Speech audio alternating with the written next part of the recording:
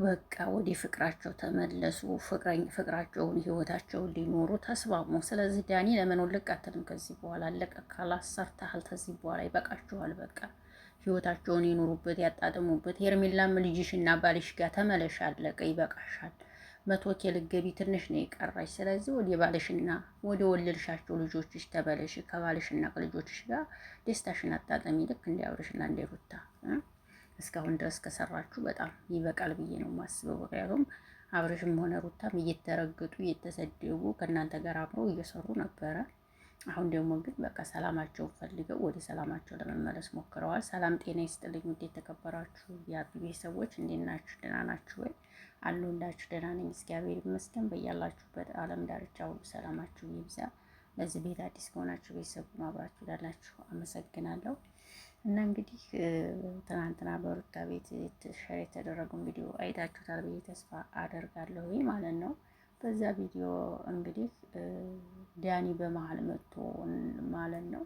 ዳኒ ውጣ ስትባል ብትወጣ ጥሩ ነው። ኦኬ እስካሁን ከአብርሽ ጎን ነበር። አሁን ደግሞ በቃ ህይወቴን መምራት ነው የምፈልገው ከሚስቴ ጋር መሆን የምፈልገው ካለ አለቀ። ምርጫውን መርጧል።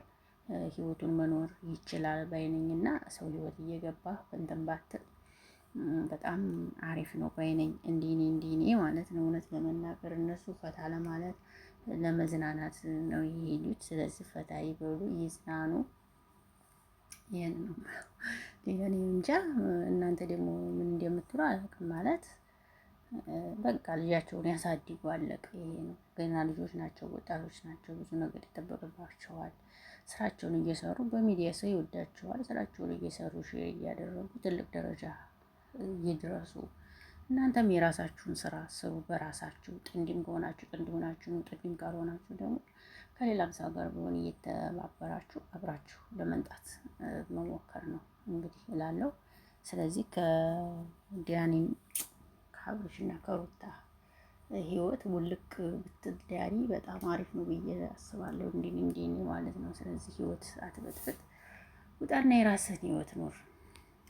በራስህ ስራ ላይ ሚስትን ወይ ሚስትና ማለት ነው ትኖራለህ። ደብቃት ከካሜራ ጀርባ። በነገራችን ላይ የአብርሽና የሩታ ስም ካልተጠራ የሚታይላቸው ስለማይሆን ይመስለኛል አንዳንዴ ያው እያስገድዷቸው ነው። በቃ እኛ የምንስራ ማለት ስለሚያስገድዷቸው ነው። እና አብርሽና ሩታ እንደዛ አይነት ነገር ውስጥ የሚገቡት እንደዛ ይመስለኛል ሳስበው ማለት ነው። እና ለማንኛውም ግን ማለት ነው አብርሽ ሩታ ወደፊት ኦኬ፣ ወደፊት ጥሩ ነው። አሁን ላይ እድለኞች ናችሁ። በዚህ እድሜያችሁ የልጅና የአባት ልጅ እናት ሆናችኋል። እናቴ በ20 ምናምን አመታችሁ ያልታደላለ 45 ሆኖት ያልወለደ ኑሮ ያልተመቻቸለት በሰው ሀገር የሚንከራተት ዓለም ያልሞላችለት። እውነቴን እኮ ነው ጋይስ። እነሱ እድለኞች ናቸው የምር።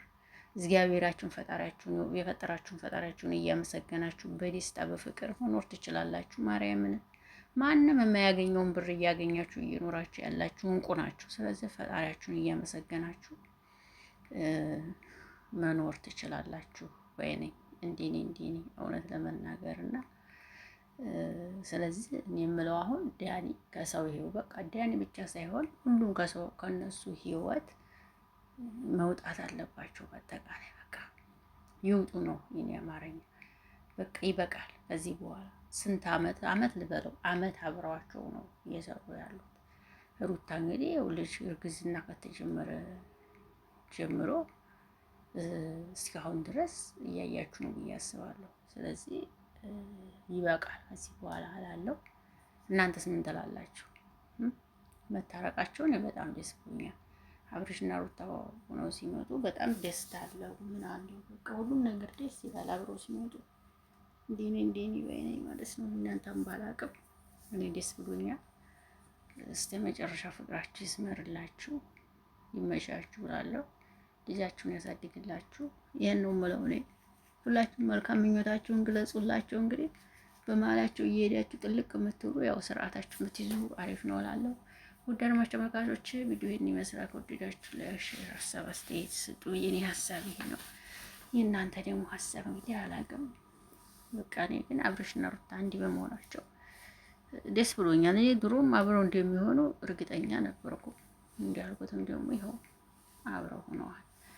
እግዚአብሔር ይመስገን እላችኋለሁ። ባይ ባይ። መካሙ